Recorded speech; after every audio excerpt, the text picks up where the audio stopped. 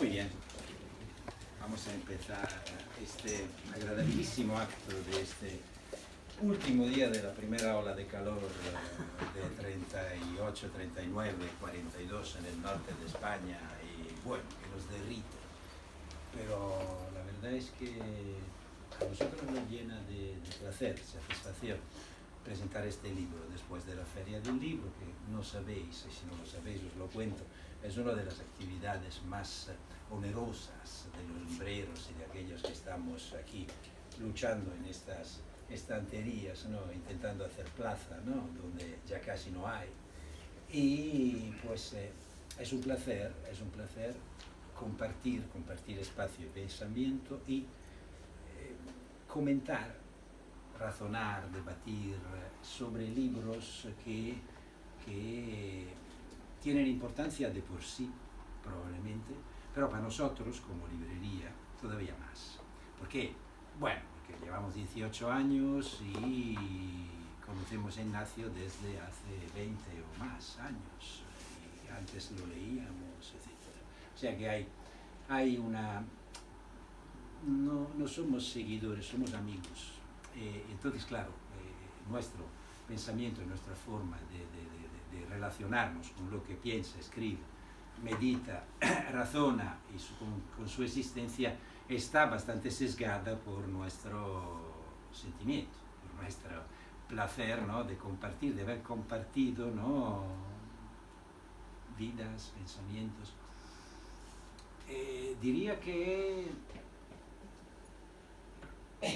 es un pensamiento militante. Yo diría que con todo esto se puede construir varias hipótesis o declinaciones políticas. Es un pensamiento que hemos visto desarrollarse, que hemos compartido 100% o hemos compartido en parte o hemos debatido o hemos confligido, pero que sentimos que hace parte integrante del pensamiento más evolucionado español contemporáneo. Y por esto estamos todavía más contentos. Bueno, no quería evidentemente evitar las gracias, ¿no? Por estar en esta situación, aquí todos juntos, a Juan Manuel de Prada para estar con nosotros, y el placer, el gaudio de celebrar este libro. Me gasto un minuto solo, Ignacio, si tú me lo permites, si no me callo para siempre, porque decía de un recorrido, ¿no? No está bien hacer estaciones o hacer momentos, etc. Te digo como yo, como esta librería, como nosotros que estamos aquí pensando, ¿no? Y si puede servir luego para razonar, bien, y si no, pues otra cosa. Hemos vivido ese desarrollo del pensamiento. Evidentemente tenemos que repartirlo un poco en fases, ¿no? Y entonces me parece que la primera parte de tu implicación con el pensamiento, la construcción de una filosofía, tenía que ver con la crítica de la sociedad de la transparencia. Recuerdo crítica de la razón sexual, por ejemplo, y la consideración de que la modernidad ya desde entonces tu pensamiento la identifica como el odio para aquello que no puede administrar. En una parte, no, tranquilo, estamos en familia hoy, no te sientas. En una parte sucesiva, en la parte quizás más poética, en la que nosotros sentimos directamente, en la parte de Rosa de Chevers, etc., ¿no? Quizás nos encontramos con la reivindicación de una experiencia singular, o sea, con algo que, con una vida, con una existencia que se pusiera en discusión, ¿no? En Ética del Desorden, por ejemplo, reivindicando una existencia concreta, el cuerpo, la intemperie, la mortalidad. Luego hemos entendido que íbamos hacia una lectura de la tecnología, una crítica de la tecnología. Todo esto es muy sencillo, parece hecho por ChatGPT, pero si tengo que pensar, ¿no? Un momento en Ignacio, pienso en estas fases, grandes fases. Luego las declinaciones pueden ser, y me refiero sobre todo a la antropofobia. En la antropofobia,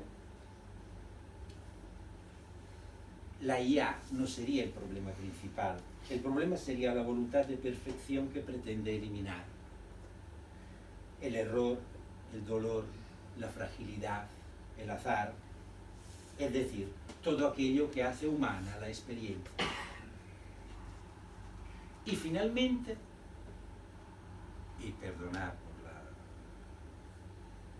sencillez, el regreso de lo religioso, o de lo religioso de este libro, Los años y los días. No, o sea, me interesa muchísimo el punto de llegada. ¿Por qué? Porque si miramos las mesas de la librería, hay libros de Zizek sobre ateísmo cristiano, se rescata Ernst Bloch con el cristianismo, se intenta trabajar y rescatar un pensamiento o ideas, ¿no? Que tienen que ver con algunos preceptos y algunos conceptos básicos, fundamentales. Pasa, ponte aquí. De las comunidades cristianas, del cristianismo.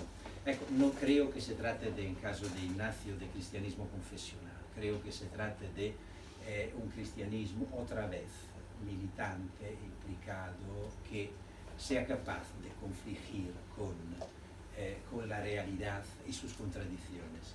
Y pues reitero el placer de tenernos aquí y el placer sobre todo de escuchar lo que pueda salir, ¿no? de este encuentro.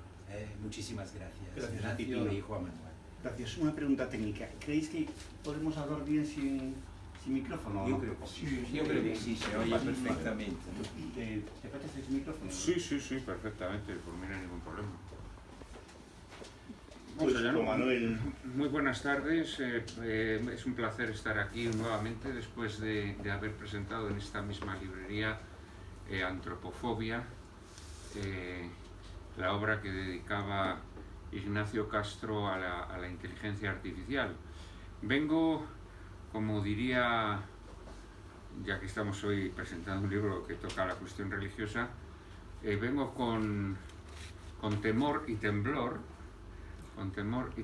a hablar sobre este libro, porque la última vez que estuvimos en esta librería, de forma muy colateral, surgió la cuestión religiosa. Hubo algún miembro del público que se enfadó.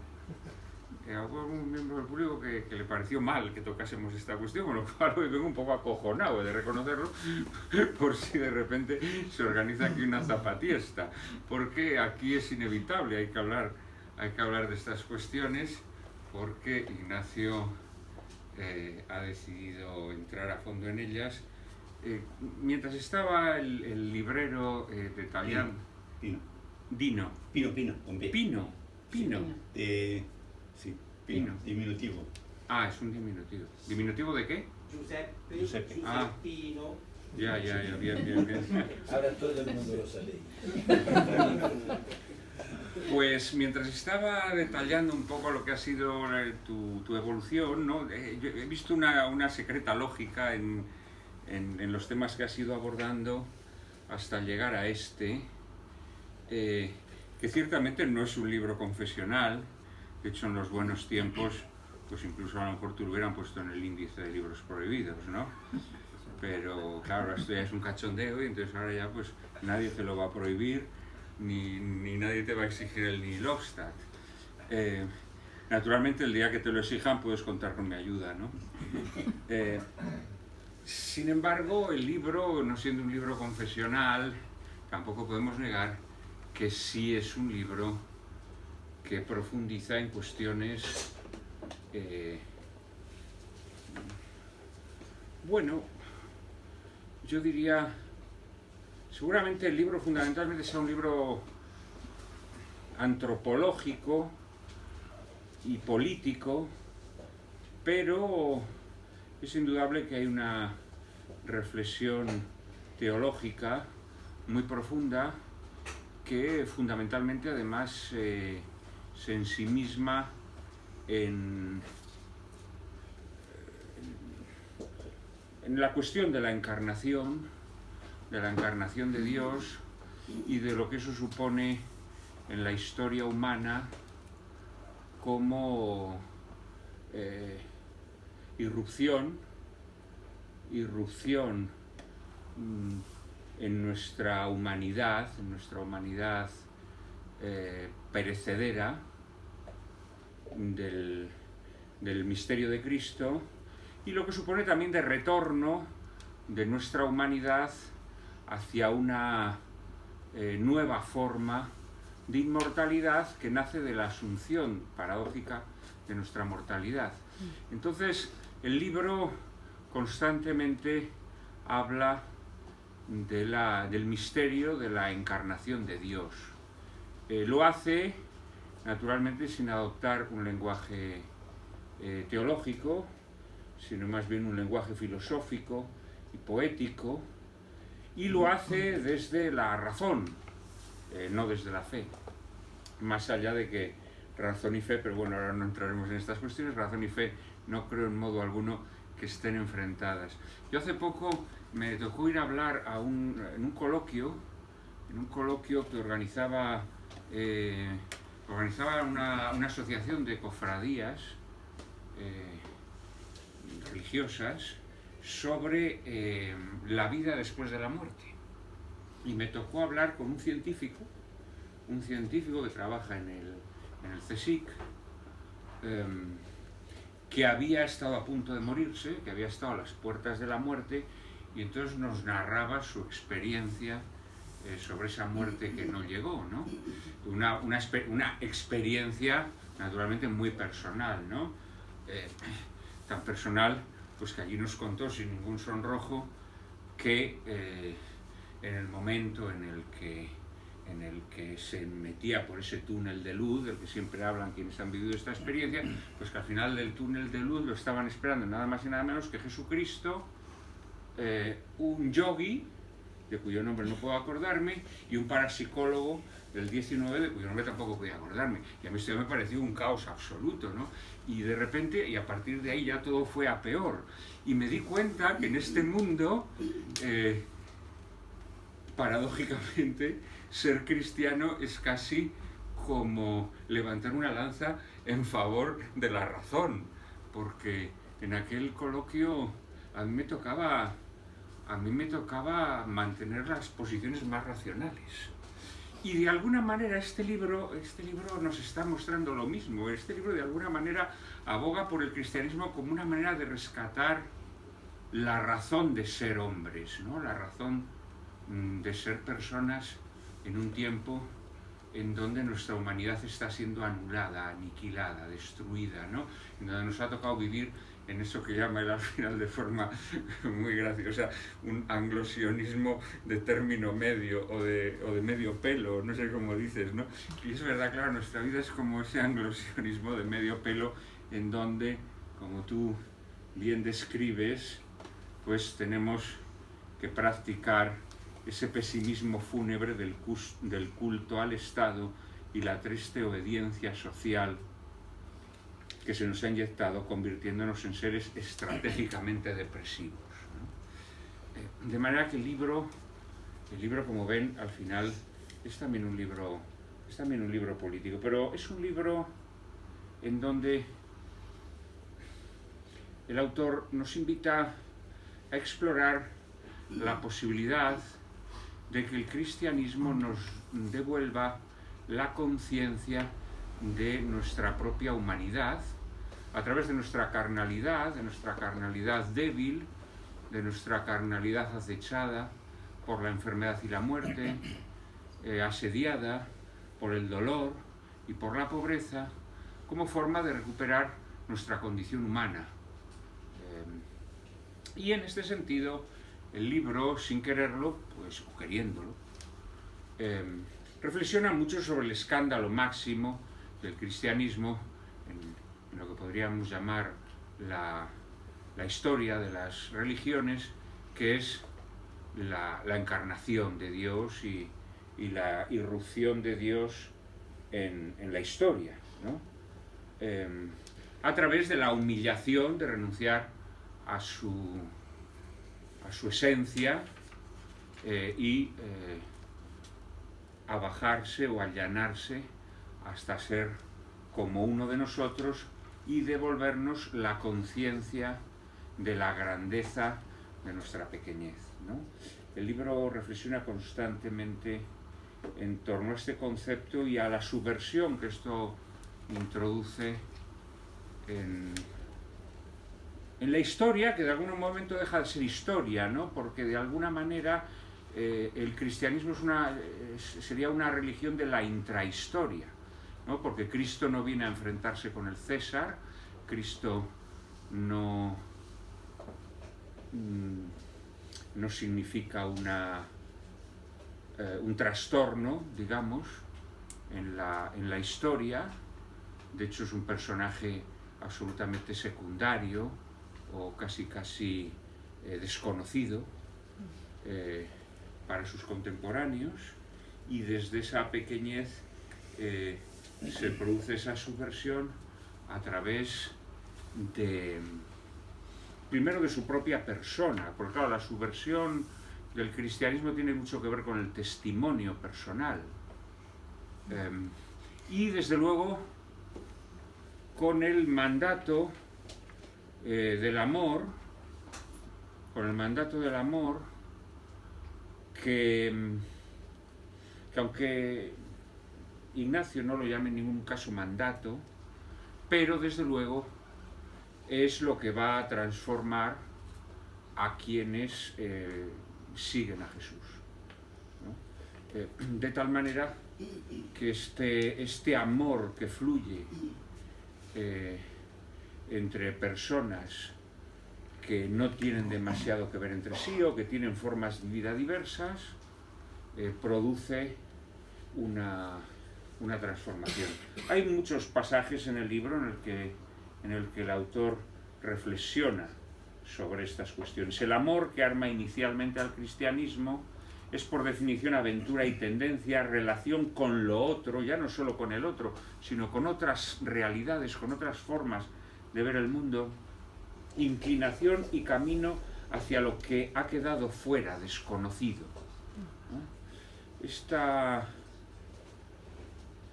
quizás sea la gran subversión que introduce este misterio de la encarnación, que sería el misterio más desconcertante del cristianismo. Y a partir de ahí el autor profundiza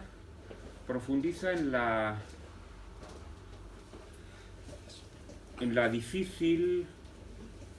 el difícil encaje de lo divino en la naturaleza humana y en la catarsis o transfiguración que en ella produce, aceptando nuestra debilidad. De alguna manera, nuestra relación con la divinidad, como decía Chesterton en El hombre eterno, nuestra relación con la divinidad era muy conflictiva porque era una relación ininteligible, en el sentido en que relacionarnos con un ser tan vasto, tan infinito como era Dios, producía siempre una especie de anonadamiento o de sensación casi de cansancio metafísico, ¿no? Y que de alguna manera, decía Chesterton, todos los cultos paganos, al intentar empequeñecer a Dios o a los dioses, convirtiéndolos en señores con sus trasiegos venéreos y con sus intriguillas allí en el Olimpo y con sus apoyos a uno u otro bando en la guerra de Troya, o incluso ya siendo estatuillas como los dioses penates, en realidad era un intento, era como un clamor hacia Dios para que se convirtiese en algo pequeño, en algo imperfecto, en algo golpeado y magullado como nosotros, ¿no? Y que por tanto de alguna manera Cristo, la encarnación, vino a satisfacer esa necesidad que había humana. En el libro de Ignacio Castro todo el tiempo está flotando esta cuestión. La reflexión que hay sobre nuestra carne, sobre la carne, sobre el propio cuerpo, la carne que ha perdido la fe, por así decirlo, en esa espera que es a la vez peregrinación por la finitud. Esta relación íntima entre lo trascendente y lo inmanente, esta armonía preestablecida entre la carne y el espíritu, la que hace que las cosas conduzcan a la gracia por las mismas vías de la naturaleza. Sobre esta cuestión hay páginas muy hermosas que creo que está en el corazón del libro, y es lo que a mí me hace pensar que no siendo un libro confesional, sin embargo, es un libro preconfesional, querido amigo. Eres el segundo filósofo al que se lo digo. El primero al que se lo dije es Ernesto Castro, que ya dio el paso definitivo. Y tú lo vas a acabar dando. No lo veo, pero en fin, no lo veo, pero lo vamos a ver. Ya, bueno, sí, tampoco Ernesto Castro lo veía. Lo cual significa aceptar la necesidad profunda de la contingencia, ese universo incesante de lo pequeño, lo deforme, que el cristianismo rescata para la buena nueva que había elegido. Esto conserva íntegramente su radicalidad y su vigencia. Y esto es lo único que puede transformarlo. Frente a este anglosionismo de medio pelo del que tú hablabas, ¿no? Sobre este culto a la macroeconomía, sobre esta manera de convertirnos en seres estratégicamente depresivos, está esta apuesta por lo contingente, por lo débil, por lo quebradizo, por el pecado. Tú en algún momento haces una reflexión de cómo el pecado es necesario en un mundo cristiano. Y que el pecado constantemente dices tú, si no legitimado, al menos abrazado y aceptado constantemente, es verdad, ¿no? Hay una reflexión muy buena de Peggy, ¿no? En donde él despotrica contra los puritanos y los llama corazas sin defectos. Es decir, las corazas sin defectos, las corazas que no tienen una grieta, pues no puede entrar en ellas la gracia, ¿no? La gracia entra a través de la herida del pecado, ¿no? De la herida del pecado. Y en algún momento de su libro, Ignacio Castro llega a una reflexión semejante. Es a través de nuestra condición fangosa, es a través de nuestra condición de seres imperfectos, como entra la posibilidad de la gracia en nuestras vidas.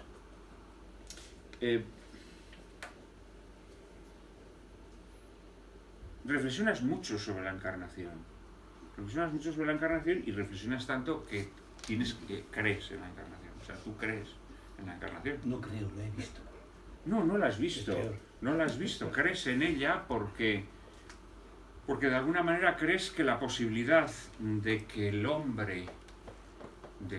cada hombre encuentre en medio de este mundo que lo está aplastando, que lo está desnaturalizando, que lo está deshumanizando, una redención, es encontrarse con este misterio.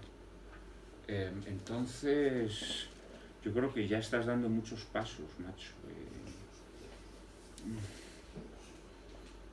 Hay que amar la trascendencia a contrapelo de la comprensión mundana de este mundo que tiende a verla como un absoluto.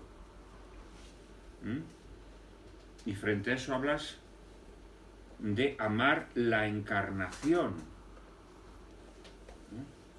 Solo se puede ser cristiano por oposición, a contracorriente de la espontaneidad social e hipócrita de este mundo. Es necesario humillar los inveterados prejuicios que no dejan que una verdad desnuda llegue a nuestros corazones. Esto ya es un lenguaje plenamente de un creyente. Esto es terrible, o sea, dense cuenta en que estás al borde del precipicio. Estás al borde del precipicio. Es necesario humillar los inveterados prejuicios que no dejan que una verdad desnuda llegue a nuestros corazones. Es decir, en realidad estás abogando a que nos liberemos no de la razón, pero sí de nuestros racionalismos que nos han conducido a un mundo que nos ha deshumanizado. Ya me dirás. Ocurre una y otra vez, como si la trascendencia cristiana exigiera atravesar la inmanencia y atreverse a ponerla en crisis. En suma, encarnarse en la materia de este mundo para acto seguido desprenderse de ella y captar el ser otro de cada criatura. La posibilidad de escaparnos de la cárcel, y responder a ese latido que todos llevamos dentro y que ha sido aplacado, ha sido apagado, ha sido destruido por el capitalismo, por el anglosionismo de medio pelo al que te refieres al final del libro. Esto ya estás cazado, ya estás en las redes,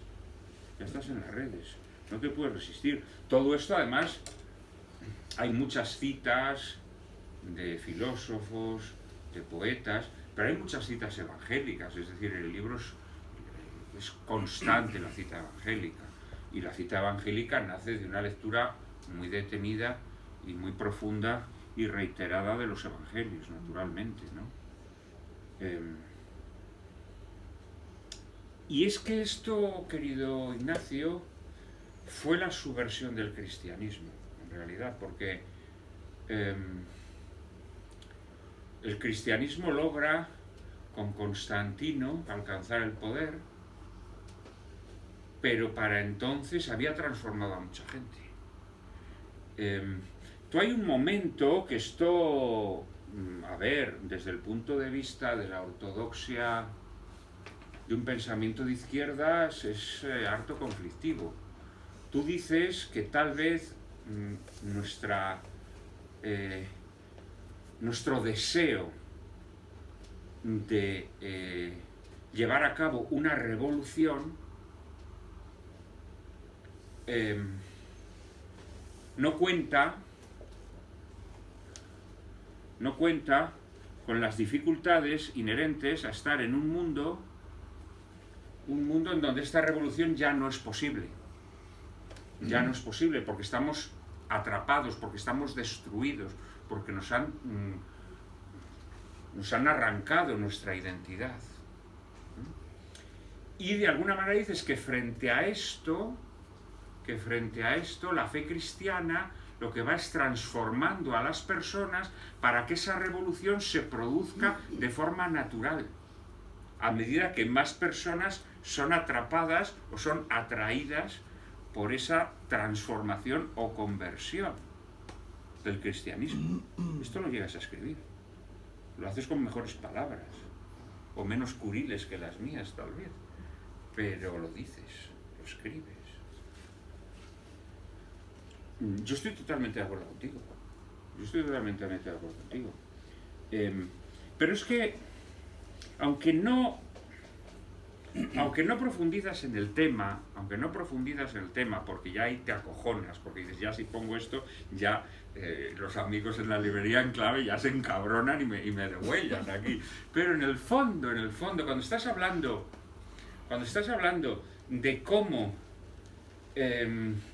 esta transformación que produce la encarnación de Dios, y el que Dios se humille, y el que Dios se haga uno de nosotros, y el que Dios sea pobre, sea un vagabundo, sea un gualtrapa, que anda por los caminos, y que asume el dolor y la muerte, es que dices que de repente la muerte deja de angustiarnos de alguna manera, y que de alguna manera, sabiéndonos perecederos, también nos sabemos inmortales. Esto lo dices en el libro. Sí, Esto lo dices en el libro. Y esto ya, macho, es que estás atrapado ya. O sea, ya has caído en las redes, y esto es así. Claro, no hablas abiertamente de la resurrección de la carne, que yo me atrevería a decir que junto con la encarnación es como si dijéramos como si fuera una prenda reversible, ¿no? La encarnación es una parte y la otra parte, le das la vuelta, es la resurrección de la carne. Dios se hace hombre a través de la encarnación, el hombre se hace Dios a través de la resurrección de la carne. Aunque no hablas directamente de la resurrección de la carne, de algún modo, es una idea que subyace a lo largo de todo el libro. Y de algún modo la capacidad revolucionaria, entre comillas, del cristianismo sería esa.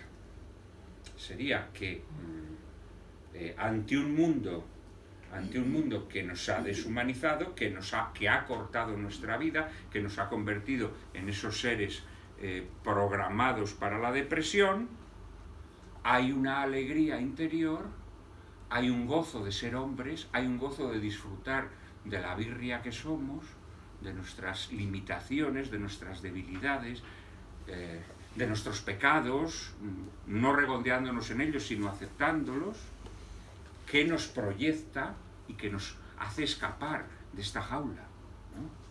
Entonces, claro, el libro es mucha tela, a mí me ha gustado mucho el libro. Yo estoy barriendo para casa, naturalmente, ¿no? Pero en realidad barro para casa porque él me lo ha dejado ahí. O sea, el libro en realidad lo que te está pidiendo es que veas en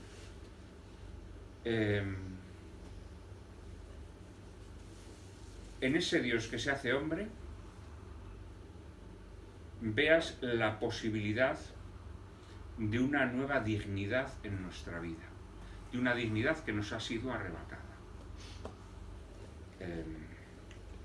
Esta es una idea que está todo el rato como una lenta carcoma en la mente del lector mientras está leyendo este libro. Entonces, aquí te dejo con tu público, porque les vas a tener que dar explicaciones. Les vas a tener que dar explicaciones. No, sí, yo creo que este es un libro plenamente humanista.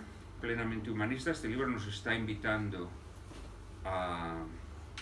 en primer lugar, a no caer en el nihilismo al que nos ha conducido la sociedad capitalista, porque, como digo, es un libro político, pero es un libro que crea una visión política desde la transformación personal, que es comunitaria, claro, porque la posibilidad que te abre el cristianismo de ser amigo y de entablar vínculos o lazos con personas distintas a ti, con personas que ya no solamente son el otro, sino que son lo otro.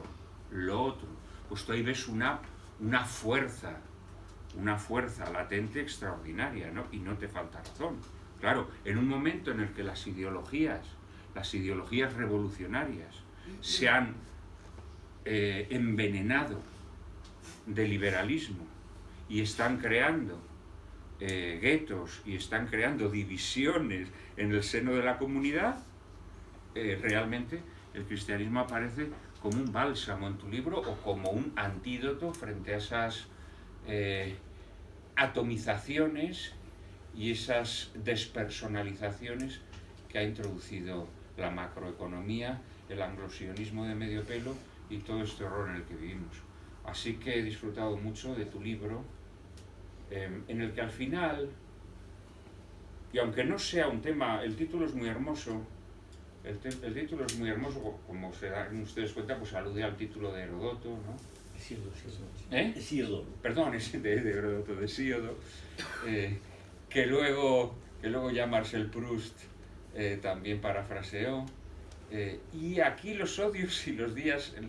El odio no es un tema del que se hable recurrentemente en el libro, pero indudablemente sí se habla del odio como de alguna manera la decantación de la forma de vida a la que nos están obligando a llevar. O sea, el odio sería la destilación de esa sociedad capitalista en la que vivimos. Y de alguna manera tú aquí estás presentando el cristianismo como un antídoto frente a ese odio que se ha instaurado en nuestra sociedad. De manera, querido amigo, que yo no quiero forzarte ni quiero darte el empujón final. En todo caso te haré alguna carantoña y caricia, pero estás a punto de dar el paso. En realidad es regresar a la casa del Padre. Porque no es como Castro, que estaba totalmente despendolado, no estaba ni bautizado ni nada. Tú ya estás dentro. simplemente saliste a tomar el aire y descubriste que el aire estaba envenenado. Muchas gracias por este magnífico libro, querido amigo. Gracias de corazón.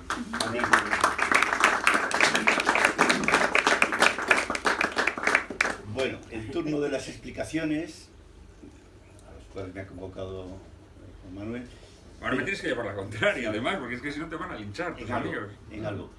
Pero que conste que, aunque estemos, ya ha estado muy elocuente y yo también lo esté, es clave que después nos cortéis un pelo para disparar a mansalva sobre lo que creáis oportuno, con la inconveniencia típica de que en general el libro en las presentaciones no se ha leído y por lo tanto se habla un poco de oídas.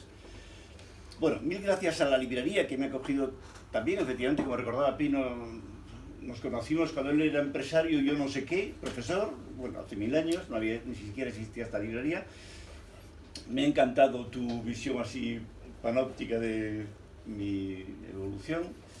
No estoy muy seguro de que la patología mía y las obsesiones sean las mismas. Ya cuando te conocí, y antes del primer libro, antes ya de Ética del Desorden, no tengo nada claro que esté a punto de dar ningún paso, que el paso no lo haya dado ya, y que el paso sea una conversión a lo inmediato, expresión preciosa de Ortega, en la cual vengo 2 o 3 décadas.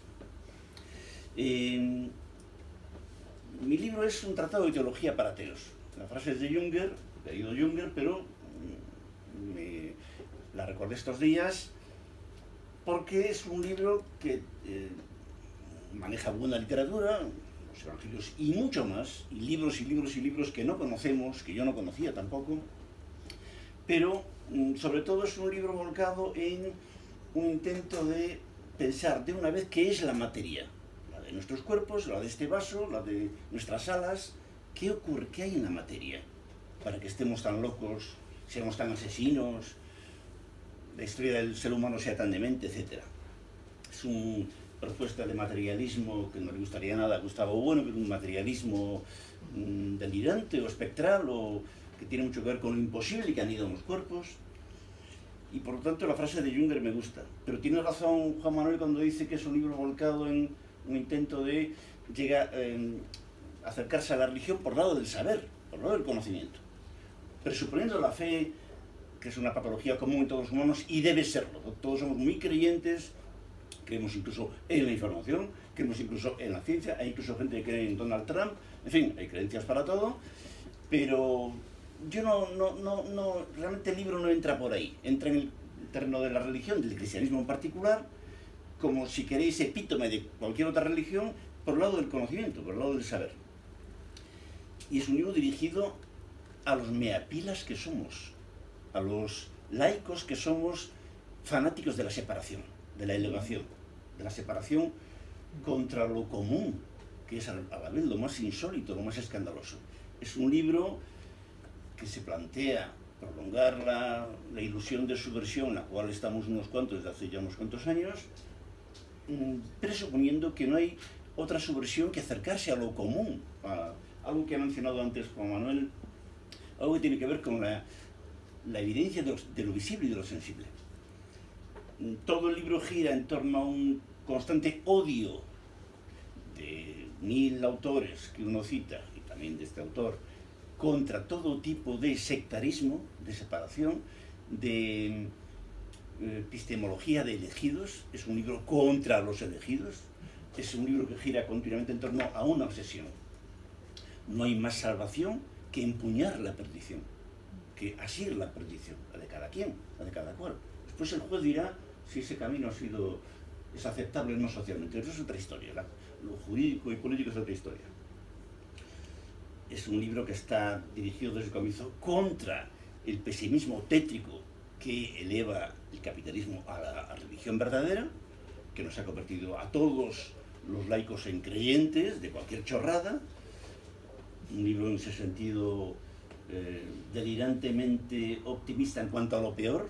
Hay una apuesta por lo más vertiginoso de la existencia, que es constante, y también una apuesta por la piedad como algo consustancial a la más elemental percepción. Es imposible hacer una buena fotografía de esta sala ahora sin piedad sin que nos toque la piedad de algún modo. Es decir, una relación ilícita con los otros seres, que están en ti, por supuesto, pero que de repente aparecen con un rostro. No siempre fácil. El libro va por ahí. No es casual que gire en torno a otra obsesión. Página 139 de Anko, de Lacan. Lacan es de los autores más citados, claro, después de Cristo, los Evangelios, Nietzsche. Después de Nietzsche, Cristo y tal, es de los autores más citados. En la página 139 de Anko, de Aún, Lacan dice: los psicoanalistas como los cristianos sienten horror por lo que les ha sido revelado. Entonces todo el libro gira en torno al horror de vivir, al pánico, al vértigo, como queráis decirlo, de existir en cuanto nos apeamos de las torres de protección que siempre ha servido en la historia. Y hoy en día más que nunca. Torres pérfidas porque de paso que te protegen, te desarman, porque no hay otra escuela que estar cerca de la intemperie, del exterior, etc. Todo el libro es, por lo tanto, Los Hoyos y los Días, una reflexión lo más minuciosa posible, no digo científica, pero sí minuciosa, precisa, sobre el realismo de las afueras. El libro, os digo de paso, Pino, el libro viene en realidad de un texto que tiene 30 años sobre Pasolini, Lodo y Teología, que está en la revista Sileno. Digamos que las primeras investigaciones de un servidor sobre los evangelios, investigaciones con mucha simpatía por el diablo y por los monstruos y por el leitmotiv de todas las vanguardias del siglo XX, viene de ahí, de mi cercanía a Pasolini. Y ya digo, en torno a esta cuestión clave de pensar de una vez y pensar de manera pueril, de manera a ser posible estúpida, pensar como piensa un niño, sin conceptos, sin categorías, el vértigo de vivir. El escandaloso vértigo de vivir, cuando uno sale de... Fijaros que la sociedad actual, de cuño no solo anglosionista, sino en general violada por el norte, también en Italia, en Portugal y en España, la sociedad actual violada por el norte, es posible que mis queridas vanguardias hayan sido parte del preservativo en esta violación, como no entiende nada del debate sobre la trascendencia, que era un debate siempre sobre lo que hay aquí, sobre lo que está en juego aquí. El más allá siempre ha sido una metáfora de qué nos estamos jugando aquí. Incluso en el sitio más estúpido del mundo, más aburrido del mundo, más dócil del mundo.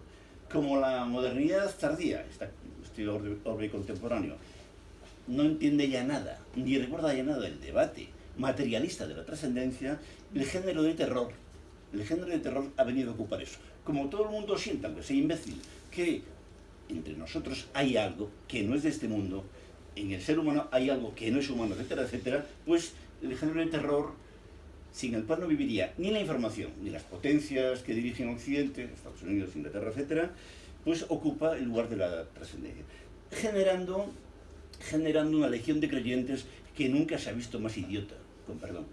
Yo jamás he visto tanta gente estúpidamente creyente, pero en memeces, no en la gloria de un Dios que tiene una buena literatura en torno y detrás, sino cualquier chorrada vestida de harapos digitales. Fijaros en una frase de San Juan, que cito 8000 veces, y a veces ya no la cito para no aburrir al lector, en la carta a los Corintios. El cristianismo se presenta, y de ahí su supresión, como la locura proclamada en altavoz. La psicosis, la locura, en San Pablo, la carta a los Corintios, la primera carta a los Corintios, la locura proclamada en altavoz. O sea, una apuesta por la psicosis como fuerza generatriz, como potencia común, la locura de vivir, lo increíble, lo imposible.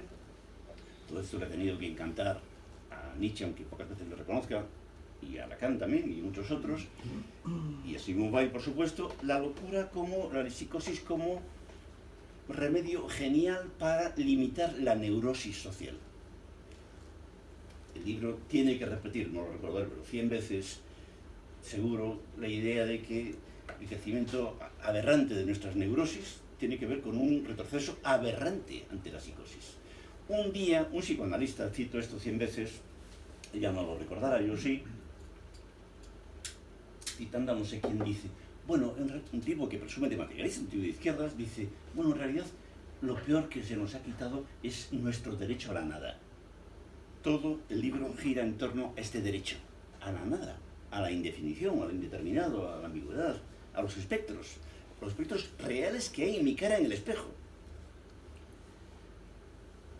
Y por tanto es una investigación muy cercana a la más loca matemática, a la más, que yo creo que se cita aquí y allá, a la más loca física, a Heisenberg, y el principio de determinación, a Kurt Gödel, este hombre lógico alemán o austríaco que incluso buscó una fórmula para demostrar la existencia de Dios, una fórmula matemática, que insiste en que no hay ningún sistema lógico que no tenga que recurrir a presupuestos que caen fuera del sistema. Por eso el libro toma con mucha simpatía el argumento ontológico. Es la cosa más escandalosa del mundo, que el pensamiento del siglo XX apenas entiende y apenas reconoce.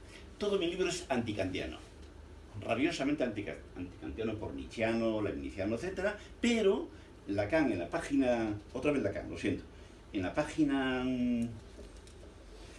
del seminario 10, 238, creo, algo así, tiene una página o dos sobre el argumento ontológico genial.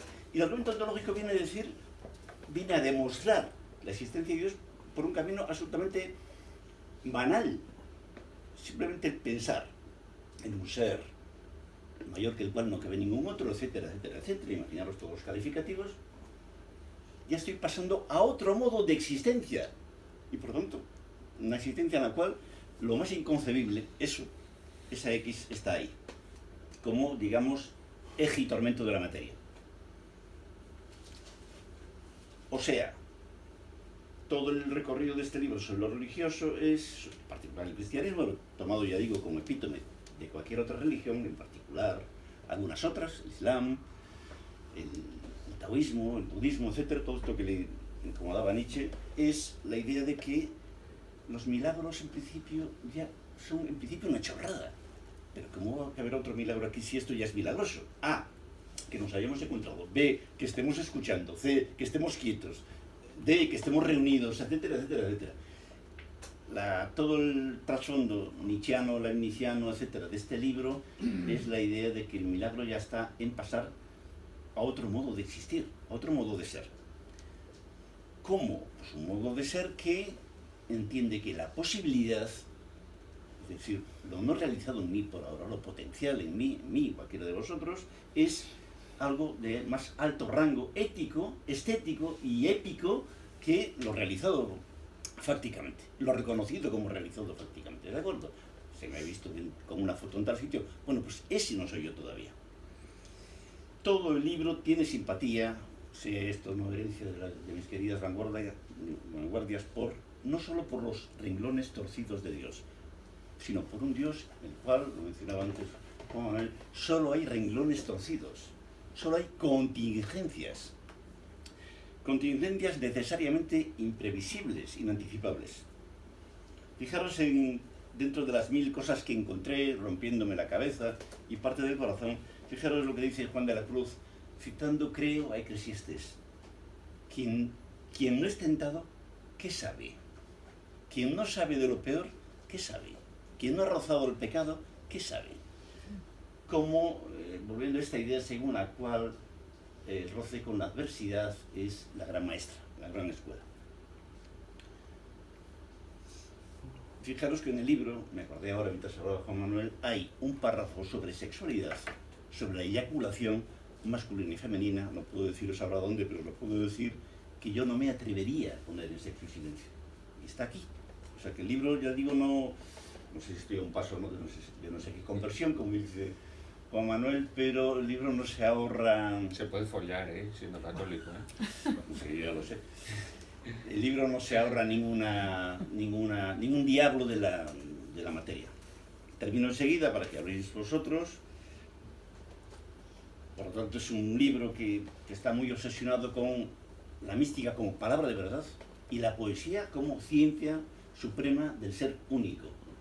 La ciencia la poesía y la mística como la ciencia del ser único.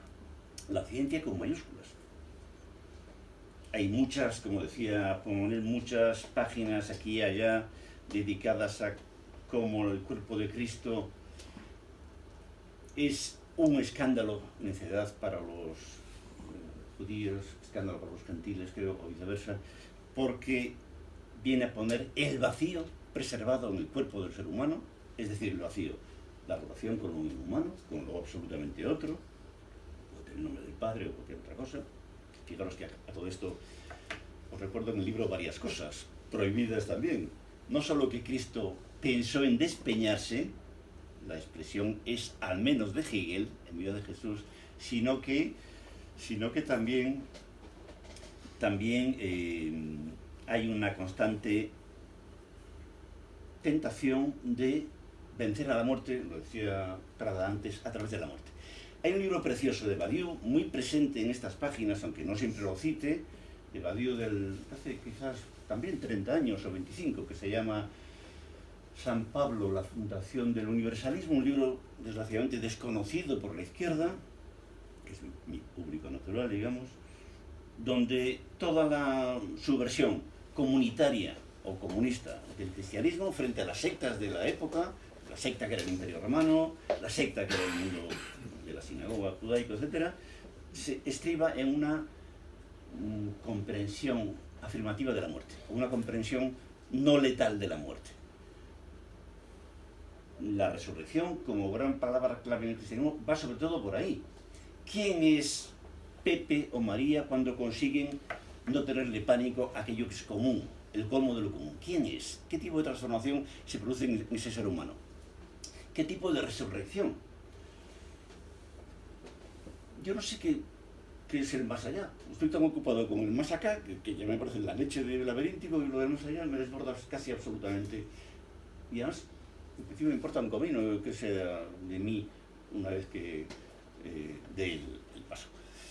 Pero hay 1000 sabidurías de distinto signo, en Occidente y en Oriente, quizás más en Oriente que en Occidente, que insisten en que la resurrección es algo que hay que, y la reencarnación, practicar en esta vida, en esta, que nunca hemos sabido lo que es, recordadlo, nunca hemos sabido lo que es la vida, para los que llevamos siglos dándole vueltas al asunto.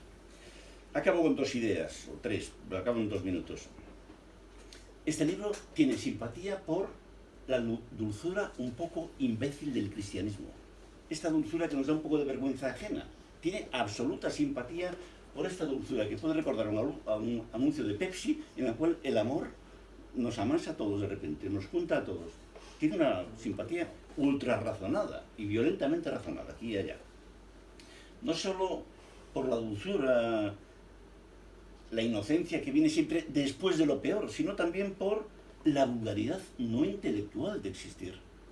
Este libro defiende, con una vehemencia propia de la patología del autor, la vulgaridad no intelectual de existir. Y defiende también un tipo de comprensión que es más corporal que intelectual, más a través del hígado que del cerebro. Y que tiene que este libro hace unas cuantas ironías sobre la posición erguida de los seres humanos, que habríamos conquistado tras miles de años de esfuerzo para separarnos del resto de los seres. Naranjas de la China, somos como gusanos, gracias a Dios, seres pegados a una supervivencia que está en juego en cada minuto. Además, los gusanos, nunca mejor dicho en los tiempos actuales, cuando además cualquier macro gusano nos puede aplastar sin dar ningún tipo de explicación. Entonces hay una defensa constante del amor como un heroísmo irrenunciable. Y también, y ya termino, con 2 cosas. Una, lo mencionó creo que Prada, una apuesta lo más provocadora posible de la potencia de lo pequeño. Cuando digo lo pequeño no digo David frente a Goliat, Andorra frente a Rusia, sino aquello que está pegado a sus límites y que sabe que jamás saldrá del armario de sus límites. La potencia de lo pequeño, una infancia crónica de la humanidad y su sabiduría, que por otra parte es, por cierto, la humanidad es la figura más alta del superhombre en Nietzsche, pero es un tema para otro día quizás. Y después, y ya termino, ahora sí termino, una constante reivindicación de la persona como la presencia de lo más extraño, provocativo e inconcebible que podemos sufrir o gozar hoy en día. Por eso todo este mundo antropofóbico odia la presencia personal, y el capitalismo se podría designar como la idea de que no haya nadie en nuestros entornos. Lo dejo por ahora aquí, pero tenéis la palabra. Gracias.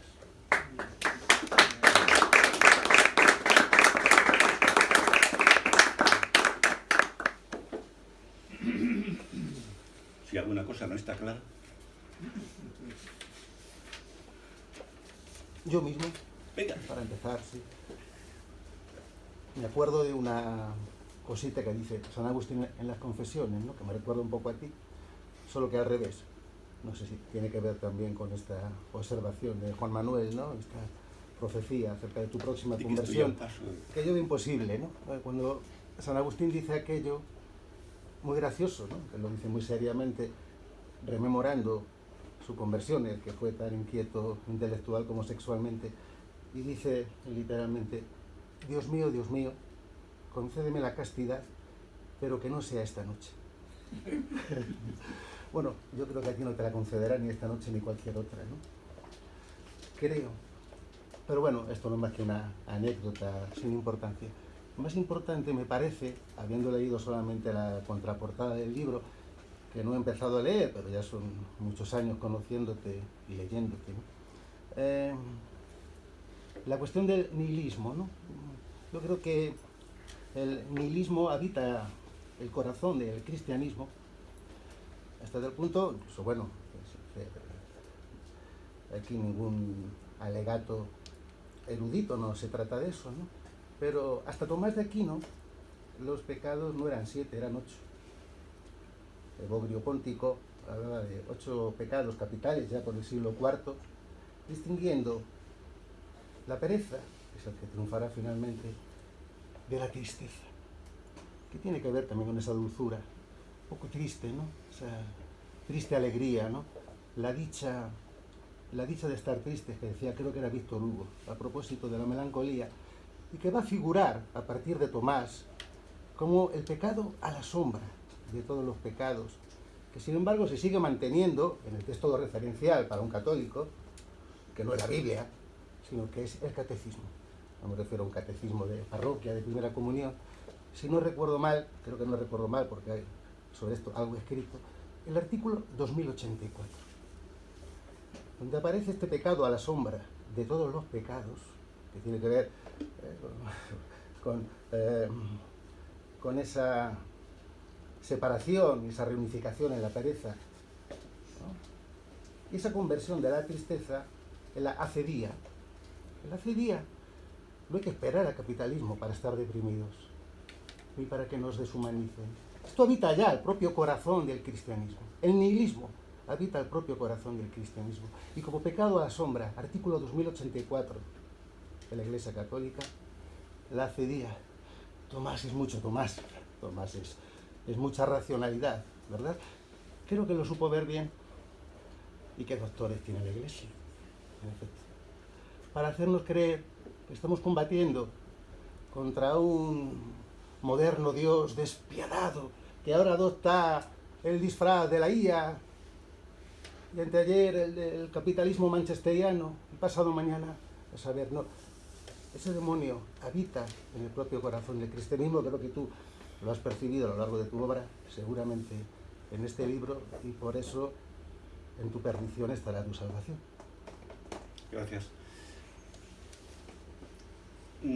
Antes, Juan Manuel, bueno, me recordó varias veces, no está mal que le recuerden a uno lo que ha escrito, porque uno ha escrito muchas cosas y a veces no, la memoria juega malas pasadas. La frase esta, estratégicamente deprimidos, la depresión, la mediodepresión, la depresión tratable, reconocible, etcétera, etcétera, es una panacea que se sirve obligatoriamente a todo el mundo. Hay que estar deprimidos para ser buen consumidor, hay que estar estresados para ser buenos consumidores, buenos ciudadanos, buenos votantes, etcétera. Por la tristeza, en lo que entendí en tus palabras, y en este libro se reivindica otra cosa. Se reivindica una relación directa, en momentos cruciales del día, con el vacío. Directa y brutal, y bárbara. Y bárbara. Hay una simpatía constante por la barbarie en el sentido de la palabra, la barbarie que le gustaba también a Pasolini en este libro. Y claro, no tiene nada que ver con la depresión estratégica, clínicamente regulable, etcétera, aquella a la cual se nos invita todos los días, nada más abrir un telediario, y tampoco quizás con la pereza. La pereza podría estar bien como la desgana de entrar en el día de los hombres que son agotadores, pero hay una buena relación con con la tristeza. ¿Y esto con qué tiene que ver? Antes, por culpa de Juan Manuel, me olvidé de una cosa que también encontré por ahí, y es que Cristo mismo es acusado de estar endemoniado, es decir, de ser dos, de estar desdoblado. Y estar desdoblados es una invitación constante del cristianismo que uno reivindica en este libro. Ser agentes dobles, es decir, con una mano pues, atendiendo las necesidades un poco siempre tontas o no tan tontas del momento, de la época, de la sociedad, y con la otra estar en relación con el diablo, con Dios. Entonces, la tristeza tendría más que ver con este desdoblamiento. Es un fondo oculto que tenemos, un fondo de reserva, sin el cual nos convertimos demasiado rápidamente en seres domésticos. Yo lo veo así, no sé cómo. Sí, no, yo creo que tienes que tomar tu protagonismo en el coloquio, ¿no? Porque si no, yo me pongo aquí. Lo de la castidad, una de dos. O te la concede Dios, o si no, o sea, se te impone. O sea, todos vamos caminando hacia la castidad, no nos engañemos, ¿no? O sea, que tampoco hasta Ignacio Castro, él no lo sabe, pero va caminando poco a poco hacia la castidad. La castidad se impone, ¿no? O sea, que es una cuestión de tiempo. Lo que decíamos es que la tristeza está en el corazón del cristianismo. No, la tristeza está en el corazón del hombre. Y Santo Tomás y la tristeza, la acedia o acedía, el tedio, todo eso en la teología católica es la consecuencia del pecado, ¿no? El pecado siempre te deja... los 7 pecados capitales derivan en tristeza. Derivan en tristeza. O sea, de alguna manera la tristeza sería la que los recoge a todos o los abarca a todos, ¿no? Perdón, en realidad, y ya termino con esto, pereza y tristeza sería la versión vigente hasta el siglo XIII. Claro, porque aquí ya la pereza, que ya se denomina pecado oficial, y no así la tristeza. La acedía vendría a ser, tal como la define literalmente la Iglesia Católica, ver a Dios, verlo, y que te resulte indiferente. No es tanto una tristeza cuanto una especie de Bartleby. Preferiría no hacerlo, preferiría no verte, aunque te veo. No sé si hay por ahí alguna cosilla más, aunque sea un poco gallega, no sé. Seguro que sí. Sí. Bueno, yo después de escucharos a los dos Tienes el libro desde hace días, ¿no? y de leer una buena parte del libro y otra parte ojearlo, porque no me daba tiempo a leerlo todo, ni es posible leerlo debidamente en poco tiempo. El libro hay que leerlo como los pollos de verango, picas y luego te lo vas tragando y lo vas rumiando. Pero vamos, una cosa que quería decir es que después de oírte, después de oír a Juan Manuel de Prada, el empujón que le vas a tener que dar es un pedazo de empujón, no es un empujoncito, porque es que, claro, una cosa es ver todo desde el punto de vista del creyente, y otra cosa es verlo desde el punto de vista del creyente, en minúscula. Se puede creer, claro que creemos todo el mundo cree en algo, como ha dicho Ignacio, pero el misterio está servido, no se puede resolver, y vamos a ver cómo nos entretenemos hablando de lo imposible. Y claro que se llega a muchas cosas hablando de lo imposible. El fondo, no solo del cristianismo, no solo de la propuesta cristiana, sino de cualquier propuesta humanista o de cualquier propuesta religiosa, es el amor. O sea, el amor es lo que salva. El amor entendido como admitir al otro, a lo diferente, a lo que no tiene sentido y esforzarse por ello. El misterio de la encarnación es, vamos, aquí está.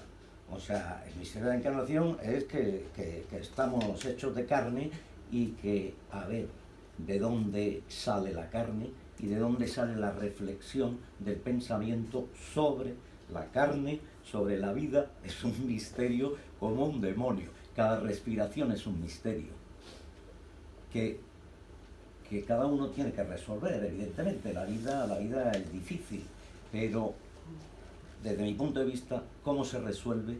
No hay que digamos, caer del caballo. Puede ser para cualquiera de nosotros no tanto una caída como un descubrimiento tranquilo de que cualquiera que tenemos al lado se parece mucho más a nosotros de lo que creemos y es digno de todo nuestro cariño en la medida en que somos capaces de querernos a nosotros mismos. Es decir, que la vida nos parece un don y que la vida nos parece algo verdaderamente increíble, asombroso, digno de respeto, de ser disfrutado y hacerlo disfrutar en la medida que seamos capaces, que este es el desafío. Gracias, Enrique. A ver, el libro, ya decía, no se dirige a los creyentes, ni siquiera a los creyentes en las banalidades contemporáneas, la información, Tucker Carlson, la ciencia, no. Se dirige a los seres humanos que han tenido miedo. La gente que no ha tenido miedo no puede leer ni 2 páginas, no sabe de qué se está hablando. Y después el libro, lo decía antes Prada, tiene como eje el colmo de lo común, que es lo más extraño y lo más escandaloso y lo más digno de pánico, ya no digo de miedo. Y después el libro, ya está en el título, el asunto, siendo un libro, siendo en cierto modo una reflexión sobre el amor, sobre el mandato del amor, decía Prada antes, sobre la obligación ética y moral y política del amor, es un libro que no tiene problemas con el odio. Es un libro que le gustaría enseñar a odiar, pero claro, no a PPP, no a María Castaña, sino a cosas que hay que odiar en la humanidad, en el mundo, antes y sobre todo ahora, y sobre todo en el mundo de ahora. Y después, el libro, Los odios y los días, no tiene ningún problema con la carne, incluso en múltiples momentos con manifestaciones impúdicas de la carne, porque lo más sucio de la carne es hijo de algo sublime, que es la muerte. Cuando decía Wallace Stevens que la belleza es hija de la muerte, no se podía decir de los cuerpos que no son tan bellos o tan aparentemente bellos. Y después, a ver, yo creo que lo peor del libro es que invita continuamente a atreverse con el trauma, a lidiar con el trauma, a lidiar con lo traumático. Por eso el libro no creo que admita lecturas amables, no creo, yo sé muy poco de este libro porque lo terminé, por lo tanto ya me he quedado detrás. Pero creo que es un libro que, si consigue tener un lector, lo lleva a sus traumas, para que recuerde. A los traumas que en general tenemos tapados, escondidos, ensordecidos. Y en cierto modo, yo creo en 1000 cosas, pero sobre todo creo en la potencia generatriz de los traumas, de lo traumático, de los pequeños choques, aunque no se haya caído ningún techo, ni haya habido ningún grito, ni...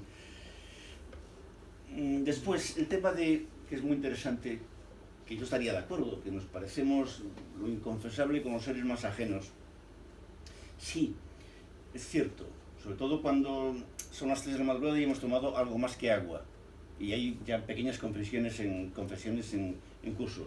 Pero sobre todo nos parecemos en cuanto reconocemos a una especie de extranjero que está en medio de nosotros. Los odios de los días cita continuamente esta frase de los 4 evangelios, creo: en medio de vosotros hay uno que no conocéis. Lo cita como una obsesión. Hay que tender a ese desconocido que hay entre nosotros, incluso dentro de cada uno, para que nos sintamos en comunidad, en una comunidad que no depende de consignas, de identificaciones reconocibles, etc. Está el público como muy tímido, no solo nos van a colgar. Venga, no, mira, hay otra mano ya. Bueno, mira, yo me estoy poniendo malo, ¿vale? ¿Con qué? ¿Con el aire o con las cuestiones que se están con tratando? nosotros? No, me estoy poniendo malo porque no sé si me lo he comido bien, o si me ha afectado el calor, y he bebido poca agua, pero me pone histérico la simple posibilidad de que te conviertas. Aquí. Es una broma de... No, una broma de... Aquí. Pero lo trato como... Que además todos los caminos que haya tomado Ernesto Castro ya serían suficientes para que yo jamás me acerque. Ah, claro, pero tú tomarías otro. Desde luego que sí. A ver, sigue. Sí, lo que, bueno, por jugar con la broma, con la seriedad de la expresión. Porque, claro,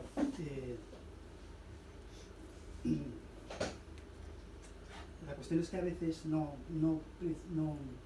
acabo de identificar muy claramente el cristianismo del que se está hablando, la verdad. Claro, porque bueno, estamos juntos desde hace un montonazo de años y te he recorrido en todos tus libros, he vivido mucho de ti porque te conocí cuando era muy joven y tal.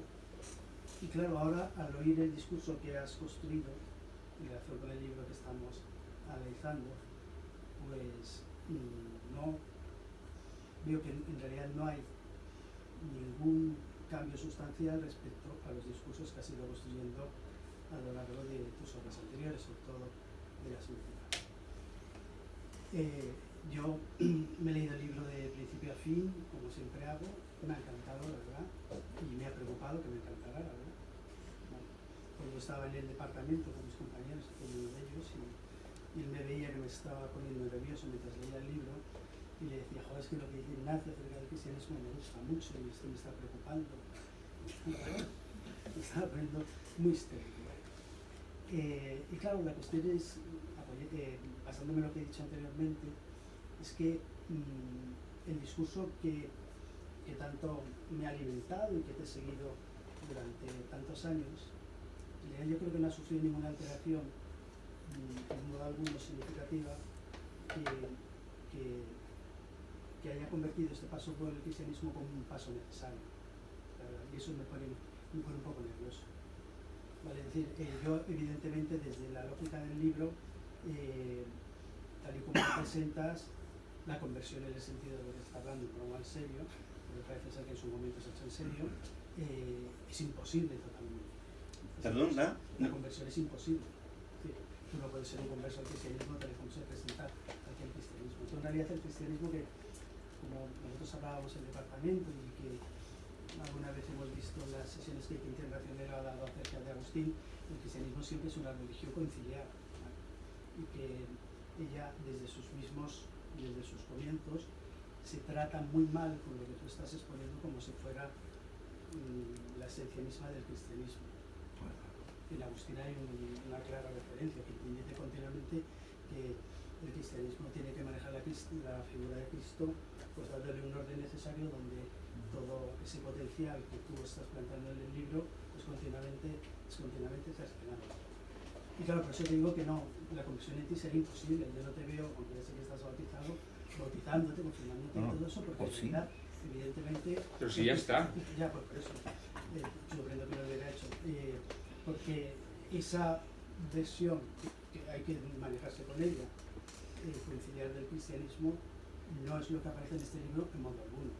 ¿Vale? En realidad es lo que a veces me dificulta más acercarme al libro como tal. Porque como Miguel Ángel ha dicho, hay un trasfondo nihilista en el propio cristianismo, lo explica mucho mejor que yo, que lo conozco ese tema perfectísimamente, es que es tu trasfondo nihilista, es el tuyo. ¿Vale? Por decirlo así, es decir que tú eres tan nihilista como yo. ¿Nihilista? Sí, tan nihilista, sí, tan nihilista en el sentido que ha dicho Miguel Ángel. Tan nihilista como de hecho, a ver, porque ya has dicho muchas cosas, ahora sigues con lo que quieres. De hecho, es el primer libro en el cual digo algunas barbaridades contra Nietzsche, que no los había dicho nunca. A ver, tengo una pésima relación con el nihilismo, porque el nihilismo, como la lógica, digamos, digital de estos tiempos, cree en un cero que yo nunca he visto por ningún lado. Yo creo en mil cosas, en el cero no creo, no hay cero, nunca, no hay cero dinero, no hay cero luz, no hay cero oscuridad, nunca, no hay cero inteligencia en el ser más idiota del mundo. No tengo nada que ver con el cero, con la nada en ese sentido numérica, nada. Y creo que el nihilismo es lo que alimenta la máquina de matar de los últimos decenios, en particular de los últimos tiempos. El genocidio de los últimos tiempos que se repetirá y se ha repetido. Entonces, el libro va por otro lado. A ver, primero una cuestión obvia. Es un libro hecho por un tipo que ha dejado atrás los 25 años y los 35 también, dicho sea de paso. Por lo tanto, quizás con la desfachatez de los años. Me explico, que a lo mejor ya no tenía los 25. Yo creo que es un libro más descarado y más violento. A lo mejor la palabra violento y descarado no es la justa que, por ejemplo, Ética del desorden de 15 años antes. Bueno, han pasado 15 años y has visto demasiadas cosas que no querrías haber visto. me refiero a mí. Entonces, la única conversión que se defiende en el libro es, la frase está en Meditaciones del Quijote de Ortega, una conversión a la inmediatez. ¿Qué es esto? Una conversión a la desnudez, a la intemperie, una conversión al diablo de vivir. Es decir, todo el libro tiene buena relación con aquello por lo cual se quemaban las brujas en la Edad Media. Tiene buena relación con un pacto posible con el diablo, sin el cual no hay ningún Dios posible, nada sagrado posible. Sí, no sé, pero ¿por qué necesitas el artefacto del cristianismo para decir...? Por lo que te iba a explicar ahora.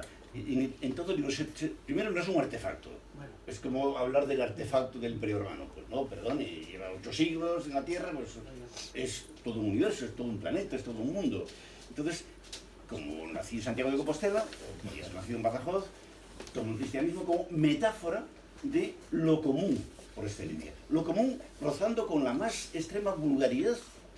Para mí el cristianismo es el epítome de la vulgaridad, del vulgo, de la sabiduría y estupidez popular entremezcladas. Entonces, tomo el cristianismo como ese saber, no solo ese creer, sino ese saber que pertenece al ser humano más analfabeto del mundo. Hay un texto precioso de Bergamín sobre el analfabetismo, que está en Siruela, que tiene algo que ver con esta idea de que en el ser humano más oral del mundo, que no sepa escribir ningún idioma, hay la leche de cosas que un intelectual posiblemente nunca va a comprender. Entonces, hemos sido demasiados intelectuales. ¿Qué quiere decir esto? Hemos sido demasiado cómplices con el poder, con los asesinos. Entonces, es un libro que intenta convertirme y convertirnos, al que lo lea, a una complicidad distinta con la resistencia, con el no poder. A pesar de que yo pueda ir a ser, con este libro, alcalde de Mérida o de Badajoz, no sé. Entonces, digamos que creo que los tiros van por ahí en este texto. No digo que no sea incómodo el libro, pero a lo mejor es incómodo para ti como para, qué sé yo, Elías no lo es. Y no es que seáis tan distintos, pero solo venís de... Me tengo que entregar mi incomodidad, claro. Después una cosa tiene razón. Todo el libro está dirigido contra nuestra tradición de arrogancia. Si no me incomodara es que ni hubiera venido aquí. Claro, claro. Has dicho que el libro está dirigido contra nuestra tradición de arrogancia. Arrogancia ilustrada, arrogancia cristiana, arrogancia atea, protestante, sobre todo protestante. Protestante, ilustrada. Había por aquí una palabra... Cientifista. Sí. Creyente. A ver, vamos a ver. Yo he dicho, no sé a qué cristianismo te refieres. La dura realidad es que se refiere al catolicismo. Esa es la dura realidad. Con lo cual ponte más nervioso todavía. Sí, porque constantemente, de forma más o menos directa, despotrica contra el calvinismo, despotrica contra el protestantismo, despotrica contra el pensamiento ilustrado, despotrica contra la ciencia, o contra la creencia obsesiva en la ciencia o en pensar que la ciencia es la solución a todo. Y luego es que hay una constante toma de partido por lo que el Evangelio llama los pobres de espíritu. Exactamente. Los simples, los sencillos, frente a los encumbrados, los que... Entonces, bueno, yo sinceramente creo que lo que se hace es una visión... ¿Qué problema radical hay en esto que dice Juan Manuel, a lo cual podríamos convertirnos? ¿Qué problema habría en esta conversión? Otra vez volver a la pobreza y dejar de lado, al menos con una mano, nuestras complicidades escandalosas con la estupidez del poder. Yo te he visto muchas veces hablar desde una perspectiva... La renuncia al éxito, hay reflexiones en contra del éxito, las glorias mundanas... Eso también es muy antiprotestante. Porque, por ejemplo, el libro tiene una incomodidad con Nietzsche que se te nota muchísimo. No, que sí. Que está bien las cosas ahí. No. Yo lo leo desde otra perspectiva, fíjate. Bueno, solo acabando un minuto. Porque claro, me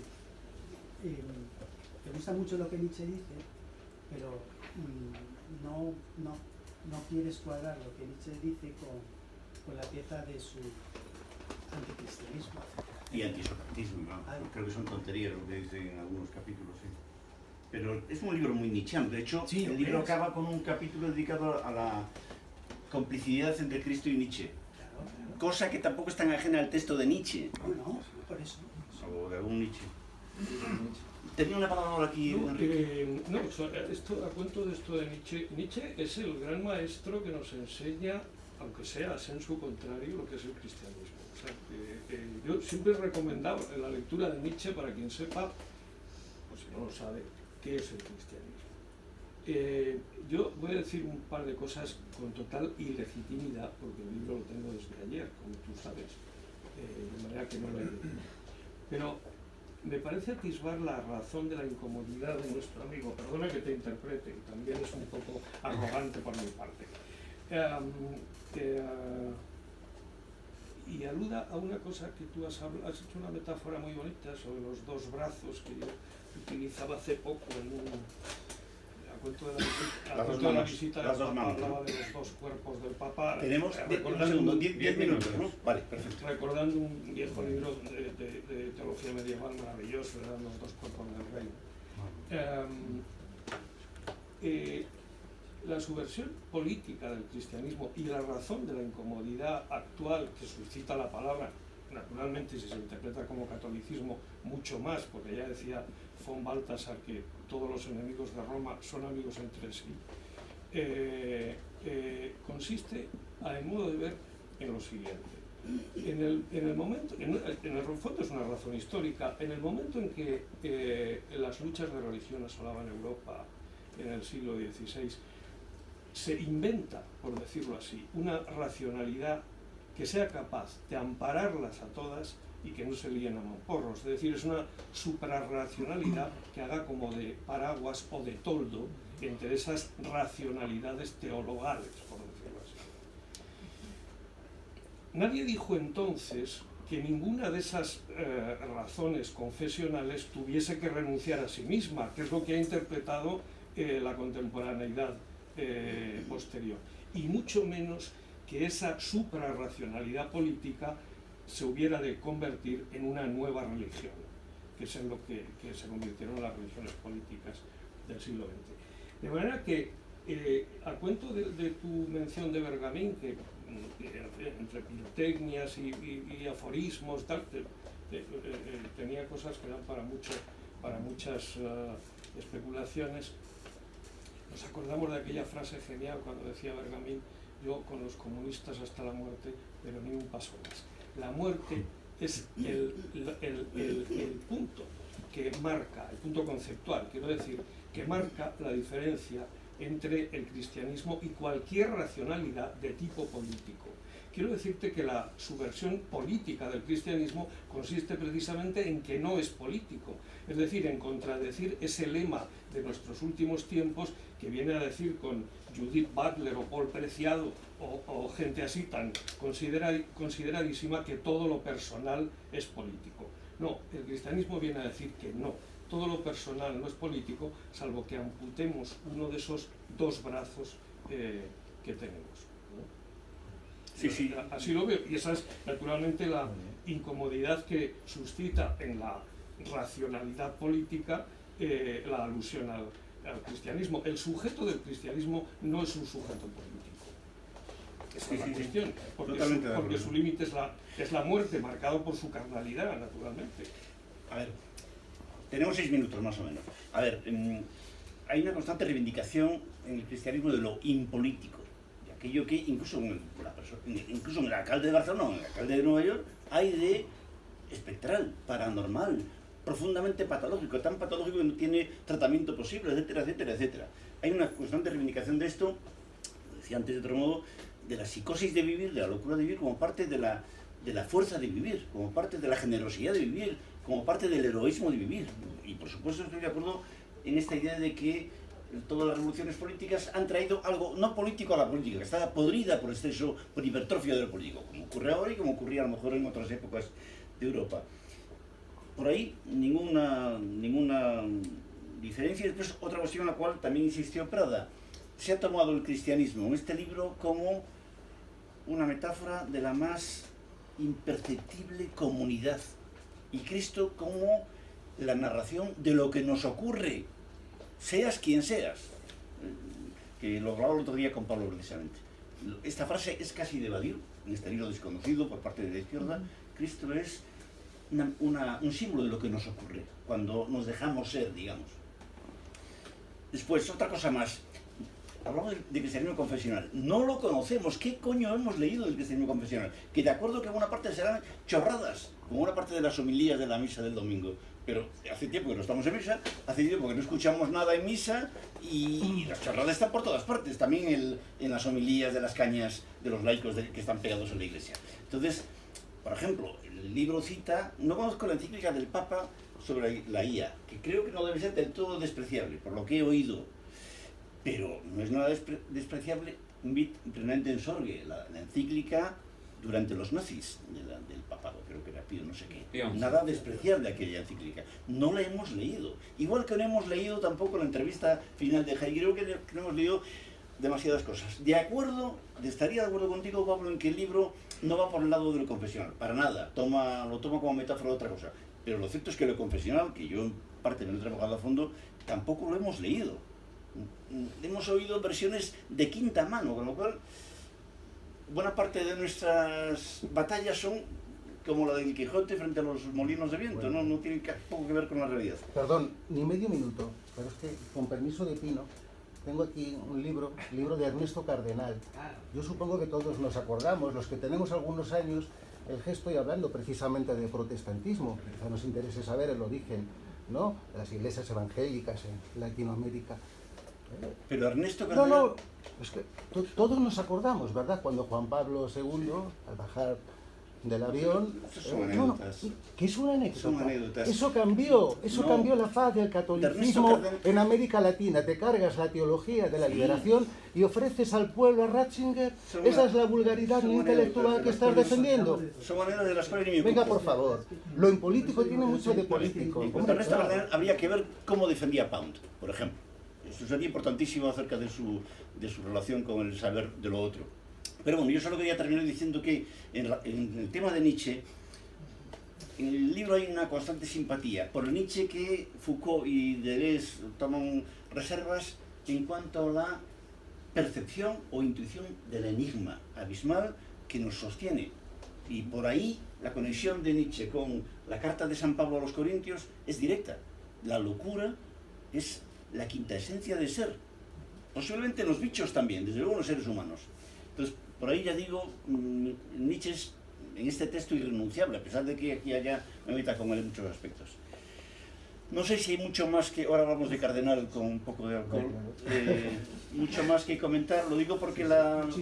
Quería recordar que Heidegger llegó a decir, después de explicar a Nietzsche muchos años en la universidad, que el último creyente fue Nietzsche. Un poco en el sentido... Esa frase es una cita literal. Para Heidegger el último creyente era Nietzsche. Por eso explica Nietzsche, también que puede ser el lado. Y Nietzsche, como Cristo, murió por culpa de su dulzura, no de su cólera. Lo ejecutamos por su dulzura, no por su cólera. Muere bueno, él pensaba que era Dios y muere al caballo, estaba abrazado al caballo de Turín. Pero también obsesionado por una escena de crimen y castigo porque Dostoyevski lo arrebataba. Es difícil, pero es verdad, la intuición esa de Heidegger es muy potente. Bueno, tenemos un debate servido para el otoño de la Yo en todo caso, para no ser malinterpretado, ¿vale?, he disfrutado muchísimo del libro, ¿vale? Me alegro mucho. Es decir, a veces me escoño en el departamento porque esta gente no me diera la vara para leer el libro. Y solo una palabra más, yo es que en realidad disfruto del espectro del cristianismo que has construido, ¿vale? ¿No? Del espectro del cristianismo que has construido. Y para salvarme a mí mismo y al mismo tiempo, porque me gusta el libro y salvarte a ti, pues claro, he tenido que pensar en ese libro de Derrida que publicó hace mucho tiempo, sobre 90 aspectos de Marx. Y el concepto y el análisis que hace del concepto de espectro para salvar el marxismo. Como si esto fuera espectros de Cristo. No, lo he tenido que leer así, porque si no, me imagino como Ernesto Castro y yo es que no puedo. No os preocupéis. Por eso tenía esta sensación en el estómago. Bueno, mil gracias de verdad. Mil gracias de verdad.